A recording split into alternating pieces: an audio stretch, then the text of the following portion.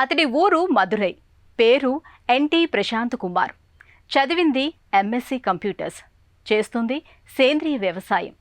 విదేశాల్లో కొలువులోని ఉన్నప్పుడు మనసంతా మదురై మీదనే ఉండేది. ఎట్టకేలకు స్వదేశం వచ్చేశారు. మదురై దగ్గర ఉలగనేరిలో సేంద్రియ పద్ధతిలో 30 రకాల కూరగాయలు పండిస్తున్నారు. ఆర్గానిక్ కూరగాయలు అందరికీ అందుబాటులోకి తేవాలన్న లక్ష్యంతో కార్యక్షేత్రంలోకి దిగారు. మరో దిశలో తన యువ సైన్యము మారం మదురై ఆధ్వర్యంలో పచ్చదనం నింపేందుకు నడుం బిగించారు.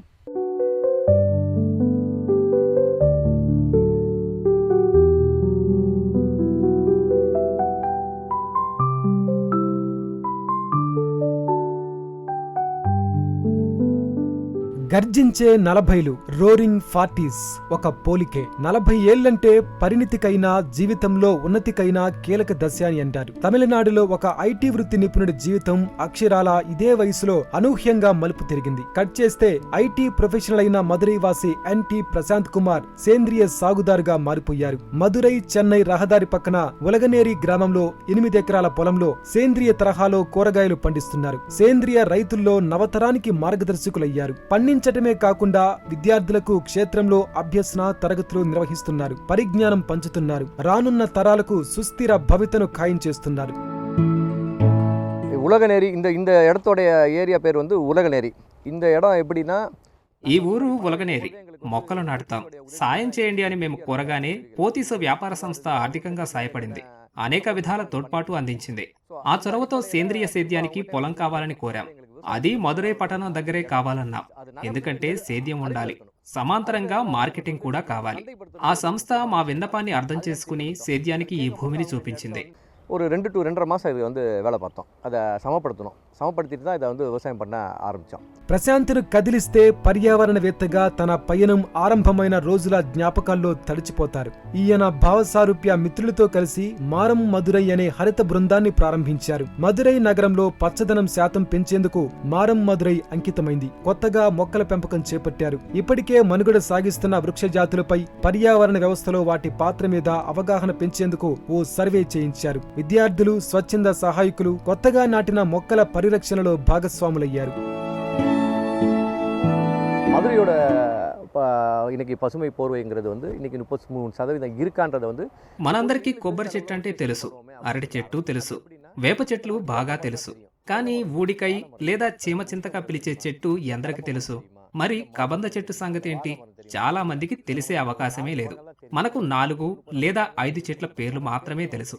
కానీ మన దగ్గర దాదాపు 30-40 రకాల వృక్షాలున్నాయి.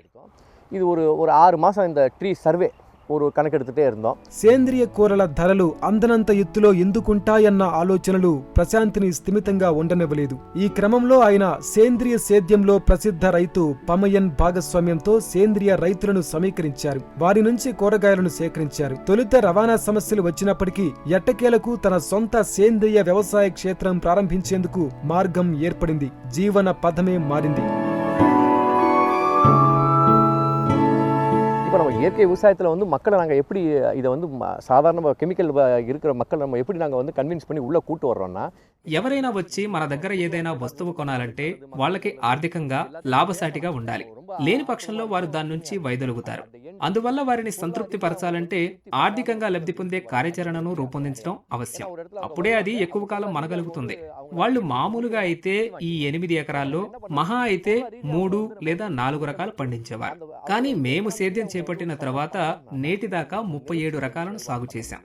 பொதுவாக வந்து ஒரு விவசாயி வந்து ஒரு 3 ரகம் 4 ரகம் போடுவாங்க. நாங்கள் கிட்டத்தட்ட 37 ரகம் இப்போ இது வரைக்கும் போட்டிருக்கோம். இன்னமும் ட்ரை பண்ணிட்டே இருப்போம். ప్రారంభించిన ఏడాదిలోగా ప్రశాంత్ పూర్తి సేంద్రియ పద్ధతుల్లో 30 రకాల కూరగాయలు, పండ్లను పండించారు. తమిళనాట నమ్మాల్వార్ సాగుగా ప్రసిద్ధమైన ఈ సేంద్రియ సేద్య పద్ధతులను అనుసరించారు. కూరగాయల కోసం ఈ సేంద్రియ క్షేత్రానికి రోజు వందలాది సందర్శకులు వస్తున్నారు. ప్రశాంత్ వ్యవసాయ క్షేత్రం అందుబాటు ధరల్లో లభించే సేంద్రియ ఉత్పత్తుల కేంద్రంగా ప్రసిద్ధమైంది. సాగు ఖర్చులు పోను నెలకు 80,000 నుంచి ₹1,00,000 ఆదాయం వచ్చింది. మదురైలో வந்து ஒரு చిన్న ముయర్చి எடுத்தோம். అదావదు నెల నెల మేము 2వ ఆదివారం మదురైలో ఓ ప్రాంతంలో మార్కెట్ ఏర్పాటు చేశాం. అక్కడ సేంద్రియ ఉత్పత్తులు సహా మామూలు కూరగాయలు విక్రయిస్తామని వెబ్సైట్లో ప్రకటన ఇచ్చాం. అంతేకాదు వారి ఉత్పత్తుల విక్రయానికి చిన్నకారు కర్షకులతో అనుసంధానించాం. அவங்க என்ன சொல்லுவோம், நாங்க we request உங்களுக்கு సాధారణ వేళలో தான் கொடுக்கிறோம். ఇంతేకాదు ప్రశాంత్ ఆయన బృందం తమిళనాట సేంద్రియ రైతులతో విజయవంత భాగస్వామ్యాలు నెలకొల్పుకున్నారు. ఉత్పత్తుల స్థిరమైన సరఫరాకు మార్గం ఏర్పడింది. తద్వారా సేంద్రియంగా పండించిన కూరగాయలను పోటీ ధరలకు అందించేందుకు వీలు కుదిరింది. మదురైలో ఒక విక్రయ కేంద్రం ఏర్పాటు చేసే ప్రణాళికను రూపొందించారు. మదురై ప్రాంతానికి స్థిర సేద్య పద్ధతులను తేవాలన్న ధ్యేయంతో పనిచేస్తున్నారు. இயற்கை விவசாயம்ங்கிறது ஒரு சின்ன வட்டத்துக்குள்ள தான் இருக்கு. அது வெளியே கொண்டு வரதுக்கு ஒரு சூழல்ங்கிறது வந்து మా ఆకాంక్ష ఏంటంటే సేంద్రియ సాగు వల్ల కలిగే ప్రయోజనాలు వినియోగదారులకు చేరాలి, చేరువ కావాలి. ఈ ప్రాతిపదిక మీదనే ఏర్పాటు చేశాం. ఇక్కడ విక్రయించే కూరగాయలు, పండ్లు, ఆకుకూరలు అన్ని మామూలు ధరకే విక్రయిస్తున్నాం. అన్ని వర్గాల ప్రజలు ఒకే చోటికి వచ్చి లబ్ధి పొందే వాతావరణం కల్పించాం. ఇదే మా విజయం. ఒక మామూలు ఆటో డ్రైవర్ కూడా ఇక్కడికి వచ్చి కూరగాయలు కొంటున్నాడు. ஏன்னா ஆர்கானிக் ஸ்டோர்ங்கிறது it's only meant for wealthy పీపుల్ங்கிறது இருந்தது. ప్రశాంత్ వ్యవసాయ క్షేత్రం ఉభయతారకంగా ప్రయోజనం చేకూరుస్తోంది. అటు సేంద్రియ సాగు క్షేత్రంగా ఫలసాయం అందిస్తోంది, ఇటు ఆర్గానిక్ సేద్యంపై విద్యార్థులకు అధ్యయనానికి అనుభవం గడించే కేంద్రంగానూ ఉపయోగపడుతోంది. எல்லாருக்கும் வணக்கம். என் பேர் திலீபன். நான் பிபிஏ படிச்சுட்டு இருக்கேன். எனக்கு ஆரம்பத்துலேருந்து இயற்கை விவசாயம் மேலே ஆர்வம் ஜாஸ்தி. ஆனால் அப்பாவுக்கு அந்த மாதிரிலாம் எதுவும் இல்லை. ప్రస్తుతం నేను ఇక్కడ బీబీఏ చదువుతున్నాను. మొదటి నుంచి నాకు సేంద్రియ సేద్యం అంటే ఇష్టం. నేను నమ్మల్వార్ ఆచరించే సంప్రదాయ సేంద్రియ సాగు పద్ధతులపై అంతర్జాలంలో ఎంతో చదివి తెలుసుకున్నాను. కలుపు తీయటం నుంచి మొక్కలు నాటడం, చిన్న మొక్కలు నాటడం, కూరగాయలు కోయడం, పందిళ్ల నిర్వహణ, చీడపీడల నివారణ, ఇలా అన్నీ నేను చూసుకుంటాను. వంకాయ, కొత్తిమీర, టొమాటో, బొప్పాయి, జామ సహా మరో 7 రకాల కూరలు, పండ్లను ఈ తోటలో సాగు చేస్తున్నాం. 7 వகையான కాయగూరి மற்றும் పల వగైగల్లా నట్టు పైరిట్టు இருக்காங்க.